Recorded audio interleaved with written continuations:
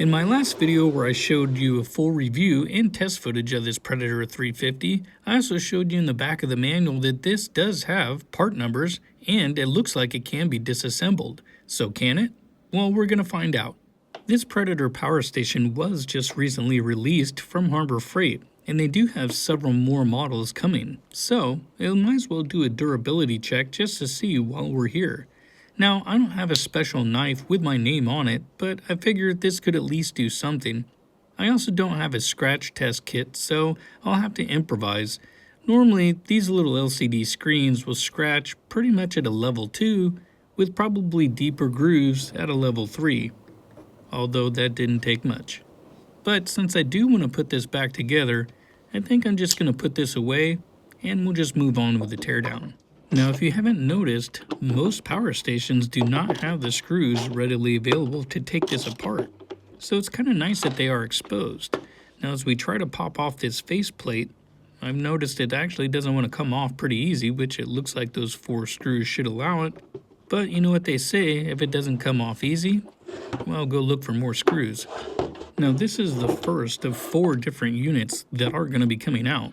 This one being the 350 model.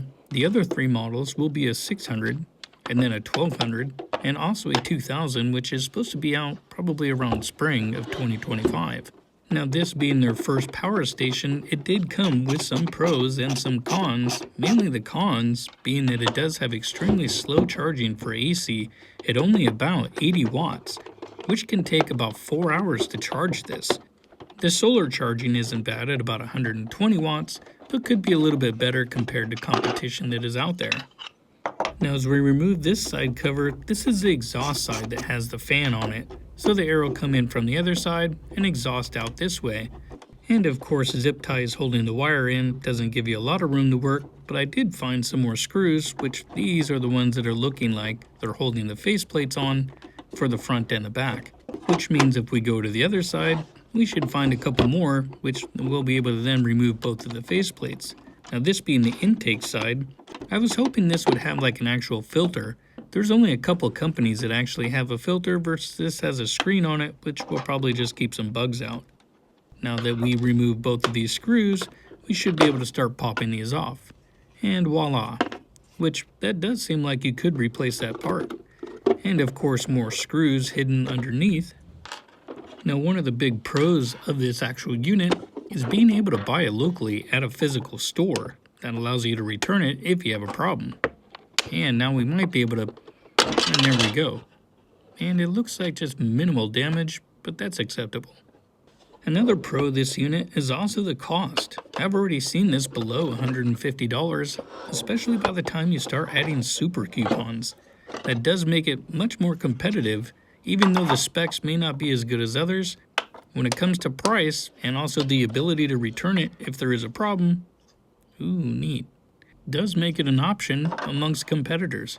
Now, when it comes to filters, this one just being a screen, that would be something nice that other companies should start thinking about adding to catch pet hair, other types of larger debris that possibly could get in here, and something you could remove that could be washable.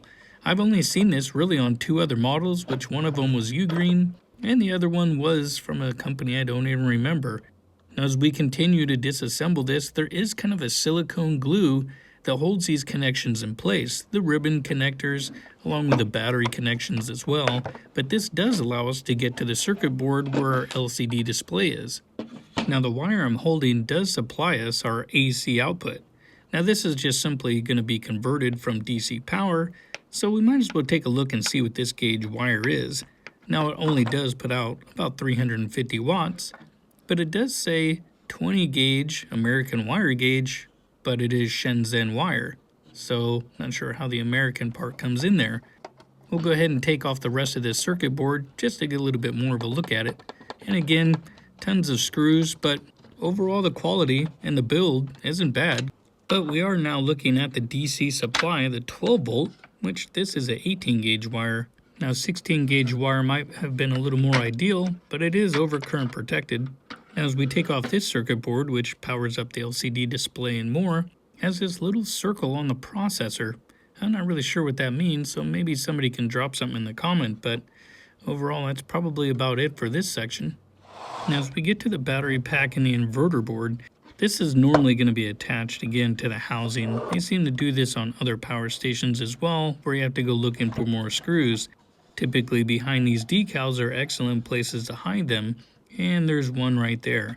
So we'll pull this off, and well, that seems actually kind of dangerous, so maybe we'll just punch right through this, which that seems to be a lot easier and a lot safer. After removing the one, of course, there should be another, and right here is where the second one is. And voila, we can now remove the battery and the inverter board off the rest of the housing and take a look at this. And now when it comes to our AC charging, this is a set of 18 gauge wires. But since it's only charging at 80 watts versus the 16 gauge on the solar seems to be fine. On the top of the inverter board, we do have a few heat sinks. And as we flip this around and look at the BMS, you can see that it has, looks like 10 MOSFETs on there, along with a little wire. This looks like it's going to be an overheat sensor for the BMS board. And on the other side over here, we also have, it looks like a temp sensor, which I'm assuming this is probably for cold temps. That way if it's too cold, it will stop charging until the cells warm up. Now when it comes to the heat sinks, there are going to be about 5 of these on here. One large one off to this side to help remove some heat off of this board. And then a couple smaller ones, this one and another one that's right there that's bigger, and this little guy off to the sides. So disconnect the power, and then we're going to go ahead and remove this heat shield, take a look at the rest of this circuit board, and also remove this from the main battery itself. And it looks clean to me. Now I did want to remove the BMS from the full battery pack, but since this is all kind of welded together and you do have your battery connections already in place, I'm not actually going to disassemble this again because I want to reassemble it, kind of like a puzzle. But I did do some research on the type of battery cells that are in here. Now these are just cylindrical batteries, and if you take a look, they are LFP with a nominal voltage of 3.2, 4600 milliamp hour, and that's really about it. And you can pick these up all day long on Alibaba if you wanted to maybe build your own personal battery pack yourself, which you can get a whole bundle deal and more, but that's enough information about the batteries. Now here's the part that I found that was kind of a kicker that I didn't notice in the first video. On the very last note that I happened to not read, it said internal parts are not user serviceable. Some parts are listed and shown for illustration purposes only and are not available individually as replacement parts. Which, that's kind of a bummer considering it does show each individual part listed. So, you'll have to let me know your thoughts on that. Now the challenge is to reassemble this correctly and see if it works. Will I succeed?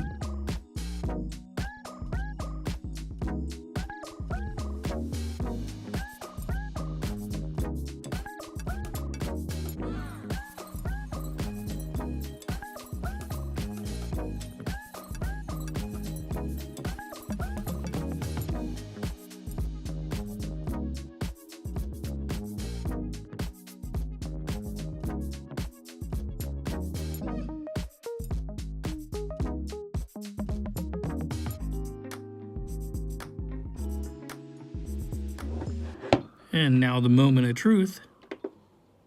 So far, so good. And voila. But I do have a surprise. Tell me, can you relate?